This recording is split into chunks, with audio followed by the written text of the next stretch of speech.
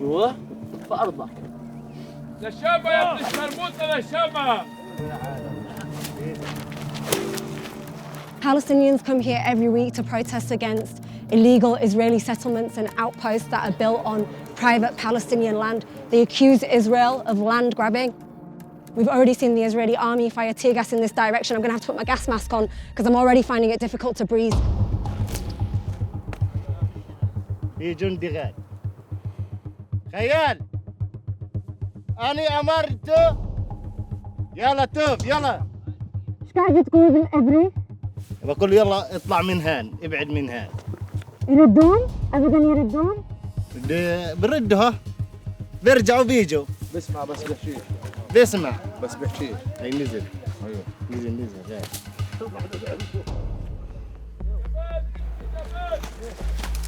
هذه 3-4 صاروا هاي Oh my God! Wow! Go!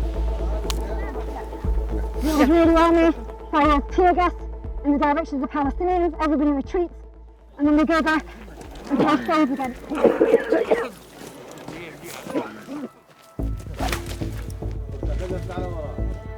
The illegal settlement or outpost known as Eviatar has been built numerous times on the mountain opposite here in Beta over the past 10 years, preventing some 30,000 Palestinians from accessing their land. It was last evacuated in 2021 when Israeli courts forced settlers to leave again while it determined, quote, land ownership. But now Israel's new far-right government has declared settlement expansion a top priority. Naif Abdel Hafiz Hamayez has spent his whole life living in these hills. هم يقولون الإسرائيليين يقولون الفلسطينيين هم إرهابيين قاعدين يشمرون الحجرة شو تقولون لهم؟ هم بيقولوا عنا إرهابيين أنو الإرهابي إحنا ولا هم شوفي تشيل الأسلحة معهم فشوا الأحجار شو حجر بس شو في عنا إحنا حجر وكلمة الله أكبر وصلاة بس هذا اللي نقدر نقاوم فيه ما في عنا أي شيء نقاوم فيه هالحجر حتى بوصلش هاي حياتنا مكتوب علينا الفلسطينيين مكتوب عليهم هيك من وقت ما خلقوا الاحتلال بيضلوا يتحركش فينا وبيضل بده ياخذ اراضينا وبيضربنا ويسجننا واحنا بدنا نضل يعني لا فشي. There's more tear gas. It's all incoming.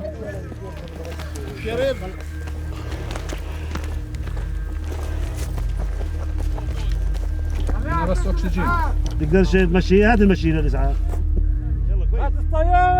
خليه والله نصيحة Palestinians here don't have gas masks like us, and Abu Najm, who we spoke to earlier, is now on the ground. He's struggling, and they're calling for an ambulance to take him away. امسك أسرع يا معلم أسرع خلوا عم جنبه هذا بده هوا بدوش تجمع عليه ابعدوا عنه يا عمي تعالوا جنبه يا شباب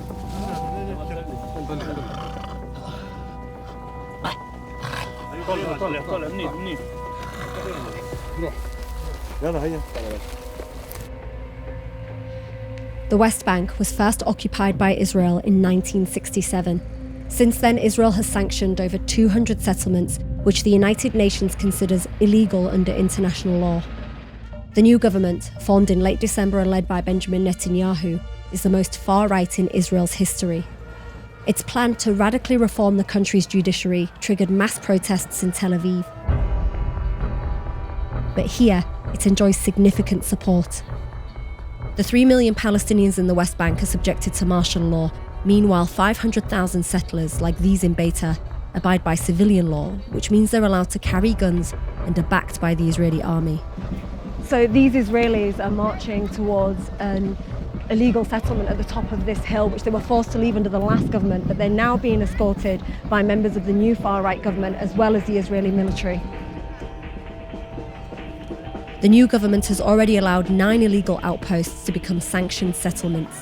Settlers here want Eviatar to be next. So behind me is Ben Gvir, Israel's national security minister. He's been previously charged with incitement to racial hatred for being part of a terrorist organisation, but now he's actually in Israel's government and he's here supporting the settlers on this march. Ben Gvir has openly praised soldiers who've killed Palestinians. and since joining Netanyahu's coalition 6 months ago, he's pushed for his own so-called National Guard, a team of security forces that would be under his direct control. It's led to protests from both Palestinians and Israelis who accuse him of wanting to create a private militia. אבל בכל מקרה כאן המסר, לא נכנעים לטרור, ממשיכים. Mr. Gavir, what do you think about all the Israelis who are marching against your far-right government? אני חושב שרוב הישראלים אוהבים את הממשלה הזאת, צריך לשפר, צריך לעשות עבודה רבה, צריך לעשות עוד הרבה דברים, אבל הישראלים לא רוצים לא ממשלה עם עבאס ולא רוצים ממשלה עם לפיד. כן, הסדרנו 9 מאחזים, 9 יישובים, ובעזרת השם נסדיר עוד 10. חוזרים הביתה למרחבים, חוזרים הביתה לארץ ישראל, חוזרים הביתה להר הבית ולירושלים.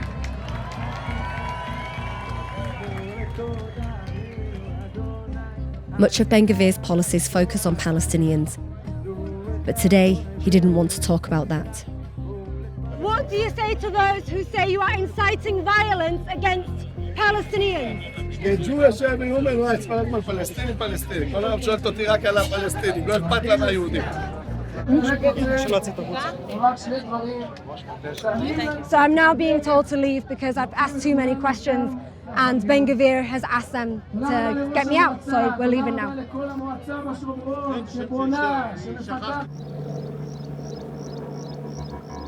Rhetoric like Ben-Gvir's has left some international observers uneasy. The United Nations says that settlement expansion fuels violence by undermining the right of Palestinians to self-determination. But settlers like Simcha Eventov insist that all of the region belongs to them. He lives in a settlement built on land confiscated from 2 Palestinian villages. He's a leader of the Hilltop Youths, a hardline religious nationalist group that builds illegal outposts in the West Bank. Why did you want a home up there? דיברנו מזה, אני בונה פה בשביל ארץ ישראל. אני בעצם הקו ההגנה הראשון של בתיים. אם אני לא שם, צה"ל לא נמצא שם, אף אחד לא נמצא שם, ומחבלים מסתובבים בשטח בצורה חופשית. Eventov, like many settlers, wants even more support from Israel's far-right government. He took us to the house he built illegally on this hilltop, which has since been destroyed by Israeli forces. הצטרפו את כל המקום פה, בית מדרש שהיה פה למעלה. מה קורה? ברוך השם, מה שלומכם? לצערי אתם צריכים ללכת מפה. למה?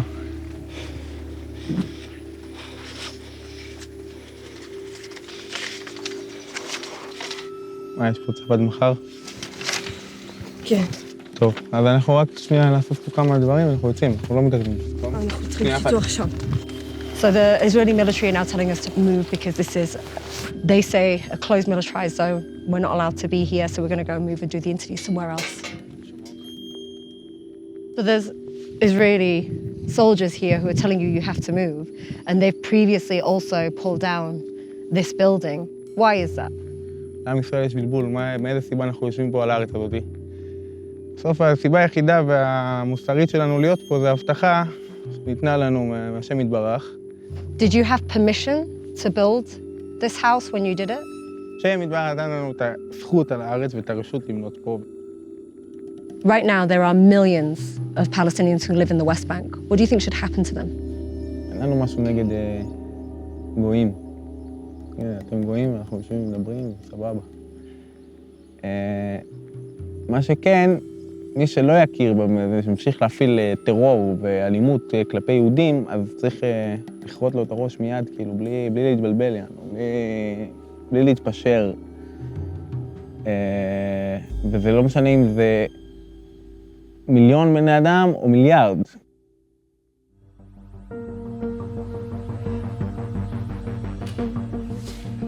Palestinian residents of the West Bank say raids by Israel have become more frequent and more ferocious. 61-year-old Abdel Hadi al-Ashgar was one of the 123 Palestinians killed by Israeli forces this year. He was treated in hospital by his own son Elias before he died.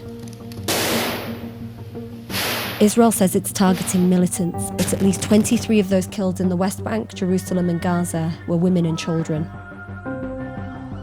And in February, 30 Palestinian homes were burnt down after hundreds of settlers attacked several Palestinian villages.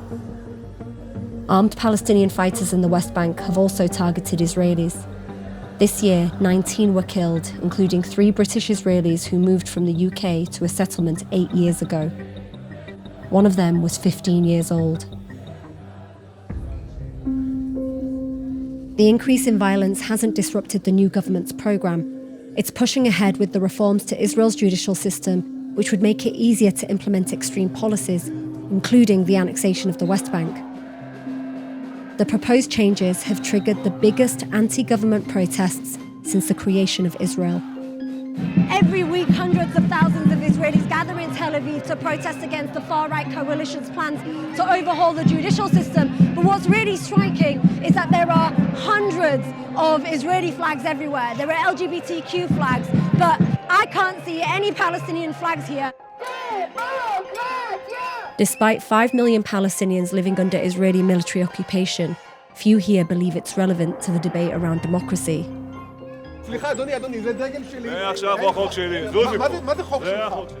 Barak Heyman isn't one of them. We met the film director as he was battling police officers who'd confiscated his Palestinian flags in contravention of the law here.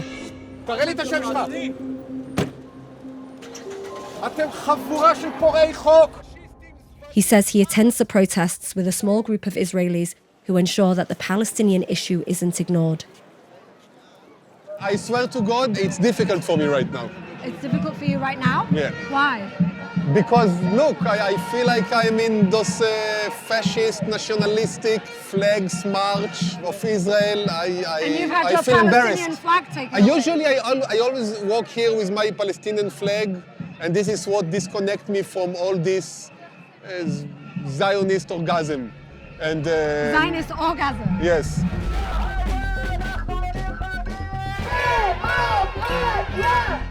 It's very rare to see this sort of commentary. What do you think the people holding the Israeli flags will say if I go to them and ask them what do you think of occupation? The reason why there are not many people here with my opinions is because the Zionist system is very efficient. Yeah.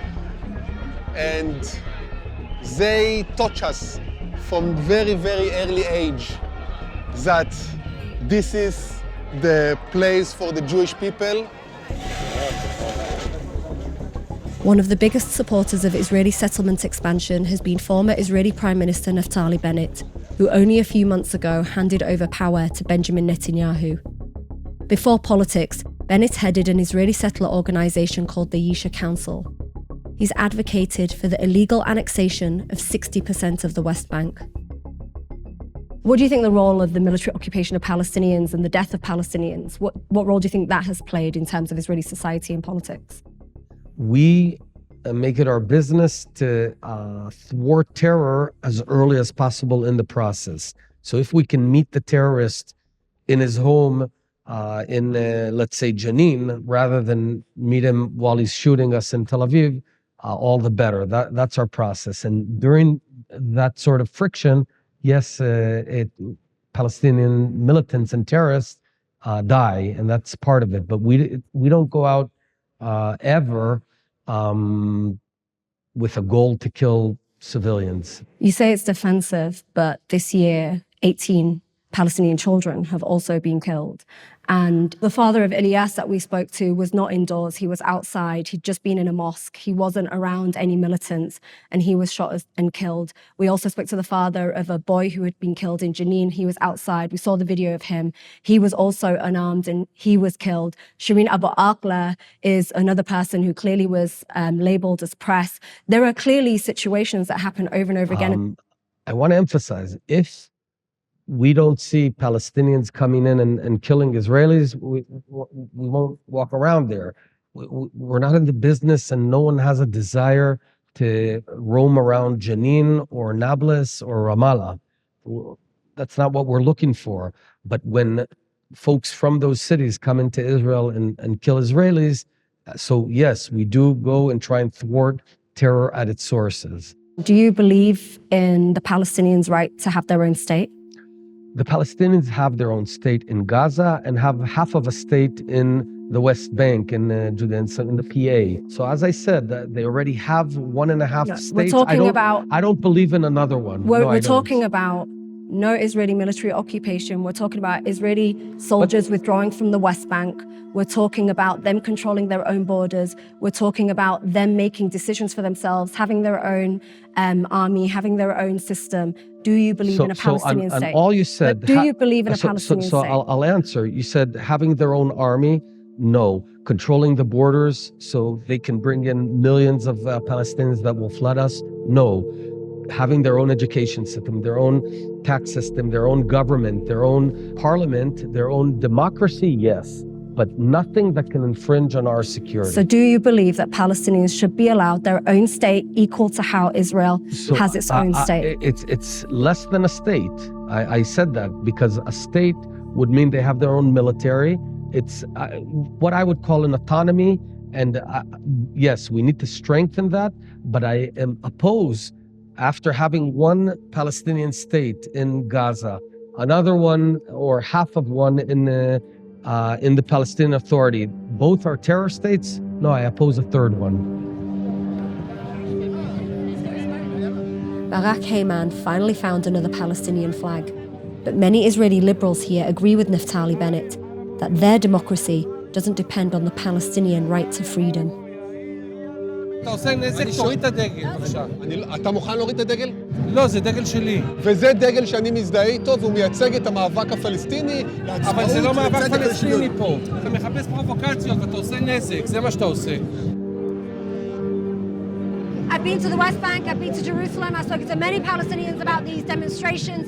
All of them, nearly all of them that I spoke to seem indifferent about what's happening. And they say this is Jewish people protesting for Jewish democracy. It's got nothing to do with us. I am very sad to say that I totally agree with them. And instead of being home and bitching about it, I prefer to come here with my Palestinian flag because I believe that maybe it is helping to change just a tiny bit the wind towards the left.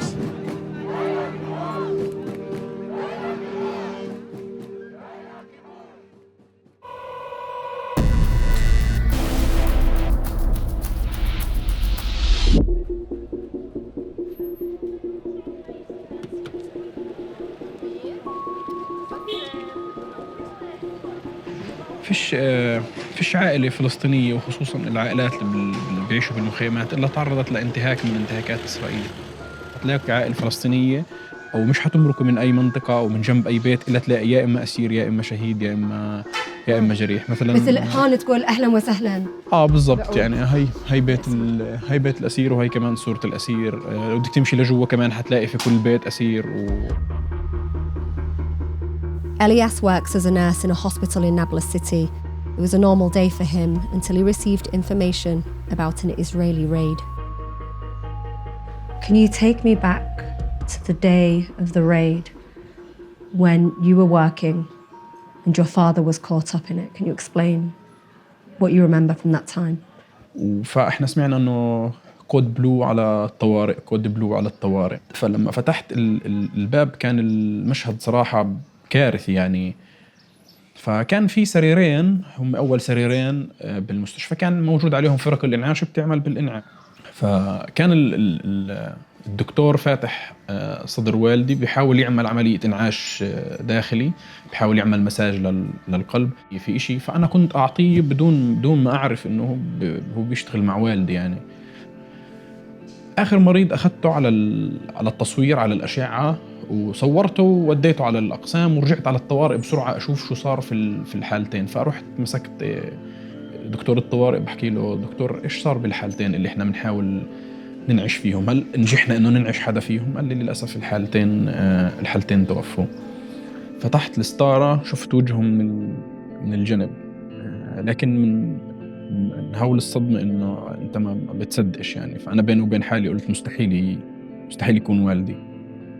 فقربت يعني كمان خطوتين لقدام ولفيت وجهه هيك في ايدي فكان والدي يعني. وكان متوفي. The moment Elias discovered the man who didn't survive was his father was captured on video.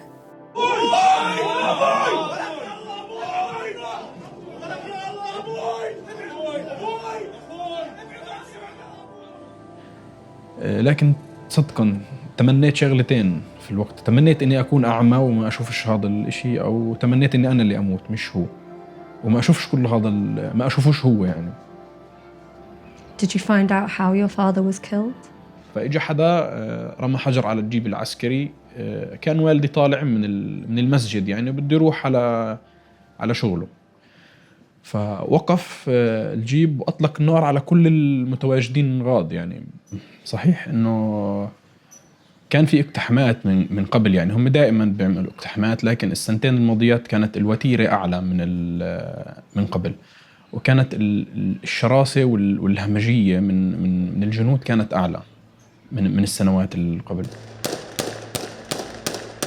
Israel says it was targeting militants responsible for the killing of Israelis, but that day 11 people were shot dead, including Elias's father, 2 elderly men and a 16-year-old boy. What does it do to people when things like this happen and there's no course of justice for you?